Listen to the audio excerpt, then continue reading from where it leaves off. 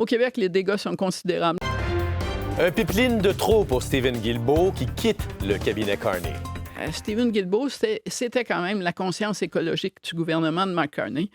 Une partie de la raison pour laquelle des électeurs au Québec et ailleurs ont migré vers le Parti libéral aux dernières élections. Les libéraux ont fait des gains au Québec aux dernières élections. C'est parce que des gens comme Stephen Guilbeault se sont portés garants. Pourquoi ils s'en sont portés garants? C'est parce que, sur la foi des écrits et des emplois internationaux de Mark Carney, on pouvait croire qu'effectivement, il serait extraordinairement préoccupé par l'idée d'avoir une nouvelle économie qui est fondée sur une politique climatique solide. Ce n'est pas le cas dans ce cas-ci. Et M. Guilbeault a démissionné, pas seulement à cause de cette histoire de l'éoduc, dont on verra un jour s'il voit le jour et où est-ce qu'il sera, mais surtout sur l'abolition de la réglementation sur l'électricité propre, ce qui fait qu'à terme, on vient d'enlever des grands pans de politique climatique, encore une fois. En fait, ils compromettent donc sérieusement l'atteinte de nos cibles. Et le danger pour le Parti libéral, c'est pas que les conservateurs vont récolter des votes.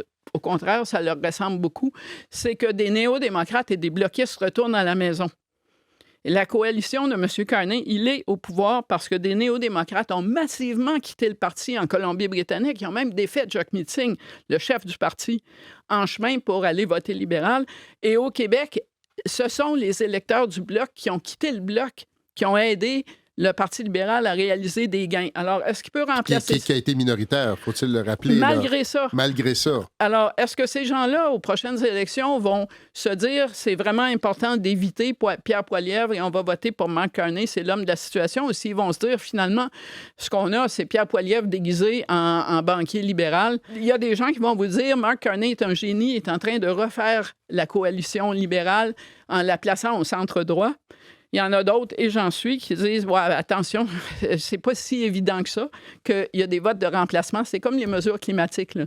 Pour l'instant, on en a enlevé, mais on n'a pas encore rempli avec d'autres choses. Alors, on verra. Donc, le prix politique pourrait être lourd à payer, là. C'est-à-dire que, en tout cas, ça reste à voir, mais il fragilise son gouvernement minoritaire. Et pire que ça, il a fragilisé son lien de confiance avec son propre caucus.